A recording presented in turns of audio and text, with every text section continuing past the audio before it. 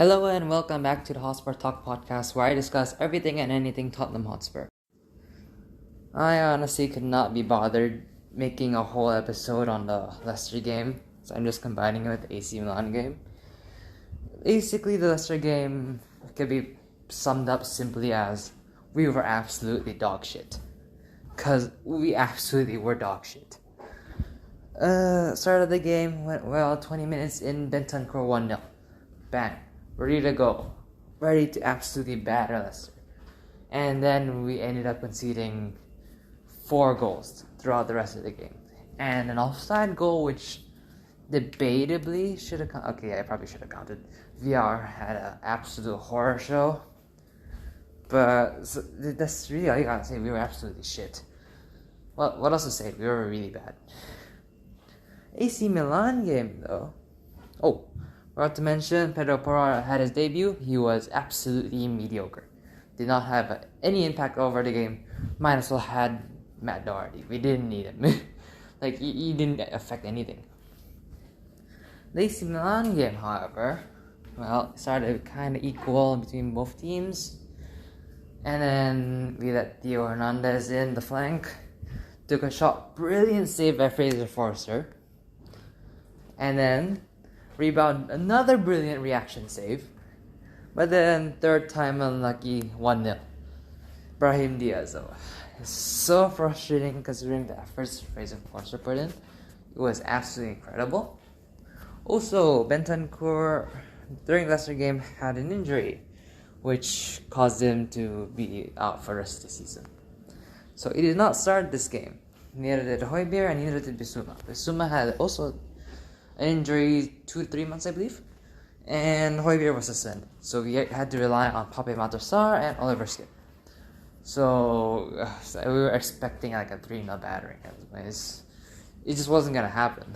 So very low expectations for this game. Honestly, it wasn't bad. After that goal, we actually started to control the game, which is not something you would hear considering you're 1-0 down, but it felt like we had the majority of the possession most of the time.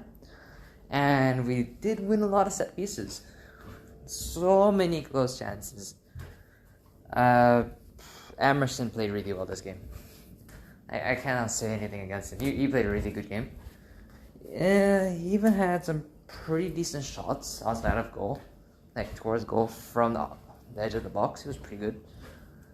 And so can't really complain about the performance. Well, I can complain, but there's not much to it. We played well. It's just we got unlucky. There's no other way to put it. It's just really unfortunate considering how well we played. But Son was basically just useless. He didn't appear much in the game. Kulusevski also was quite ineffective. He did provide a few chances, but not much. Harry Kane had a very decisive chance in the last 3 minutes of the game. 1-on-1, though on his left hand had a man on his right. So it was a bit difficult to get that, and he just missed the ball. Goal kick, full time. The game was done. It was a really unfortunate game, but we still have a second leg to go, and if we can play like that, maybe get a pinch of luck, we can go through. That's a very tough situation to get through, though, considering, neither teams had their full starting 11, considering AC Milan were missing the likes of Mike Maignan. So, it's not great considering we can't even beat them when they have their, not their full strength side. Neither did we. We had our midfielders out, but Bentancur and Bissouma will still be missing the second leg anyway. We're only going to get Hotspur back.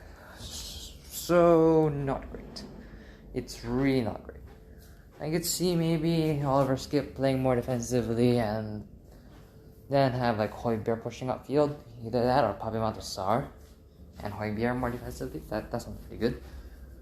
Credits to Pape Matar and Oliver Skip, honestly. They played really well. Solid 7.5s at least, in my opinion. Arnaut Danjuma was brought on 80th minute, there was no point. There's no point in bringing him on. 10 minutes, they don't have much time to do anything. That's something I absolutely hate about Conte. His substitutions always happen solely in the game. They can't do anything. There's no point. And we also brought on Richarlison sometime around the 75th minute. He was able to create a chance for Sar, I believe. Letting him take a volley shot at the edge of the D, which wasn't easy to nail. It was a good shot, but yeah, didn't go in. Of course, 1-0 final. No other news that really happened this week except for maybe Nicola Zaniolo apparently had AC Milan or Tottenham as his first choice when wanting to leave Roma, but we didn't bid, so he went to Fenerbahce. Oh, and there has been alleged this guy wants to buy a stake in Tottenham Hotspur apparently, which I am not against. It was Jam Najafi. I absolutely butchered that, but oh well. He's like a oil money guy, I believe. He's a billionaire who is planning to launch a 3.75 billion bid, with I believe 700 million of that will be put onto the club. So I'm not that keen on it, but I'm not against it. Like 700 million debt on the club is not great. It really isn't. And also, it's not like we will accept the bid anyway, because apparently we want 4.5 billion.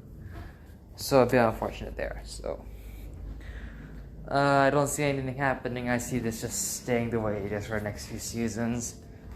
And the squad is kind of screwed. Harry Kane's hitting his 30s. Son is already past his prime. And Hugo needs to be gone. Forster's old, even though with that good performance. The back line is not that great. Ben Davies is alright. Eric Dyer is alright. But definitely not the quality we need to win the Champions League or the Premier League. So the squad is kind of screwed at the moment unless we get massive investment. But that's about all I have for you today. So I really hope we don't get battered next game. I don't think it's a big game next week, but big team, small team, we seem to get battered either way. So I'm gonna set my standards low this week because I was so optimistic about beating Leicester last week and we lost 4-1. Alright, yeah, that's all I have for you.